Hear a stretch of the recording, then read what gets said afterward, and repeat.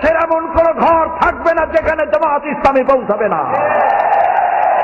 শান্তির জন্য কল্যাণের বার্তা নিয়ে সারা বাংলাদেশে সর্বত্র ইসলামের দাওয়াত পৌঁছে যাবে গণতান্ত্রিক পদ্ধতিতে। শুনিয়ে যাই কোরআন সামনে নিয়ে আপনাদেরকে, এই গণতান্ত্রিক পদ্ধতি মধ্য দিয়ে কোরআনের আইন বাংলাদেশে প্রতিষ্ঠা করার জন্য যদি 100 বছর জামাত ইসলামীকে অপেক্ষা করতে হয়, জামাত ইসলামী 100 বছর অপেক্ষা করবে, তবুও সন্ত্রাস এবং চরম পন্থা অবলম্বন করবে না, করবে না, করবে না। আমাদের অসংখ্য সাহিত্য ভান্ডার আছে, বললে হবে না জামাত ইসলামী কোন ইসলামী দল নয়।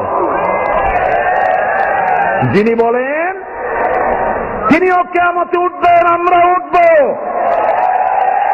আমি 50 বছর কোরআনে কারীমের খেদমত করি, আর 1973 সনে জামাতের রুকন হয়েছি। জামাত যদি সাহাবীদের বিরুদ্ধে হবে, জামাত যদি রসুলের বিরুদ্ধে হবে, আমার 50 বছরের একটা ওয়াজের মধ্যে সাহাবী আর রসুলের বিরুদ্ধে কোনো কথা থাকা স্বাভাবিক ছিল না? আছে কোথাও? আমার পা থেকে শুরু করে মাথা পর্যন্ত সুন্নতের কোনো অভাব আছে? সরছিনা মাদ্রাসায় পড়েছি, খুলনায়ও পড়েছি,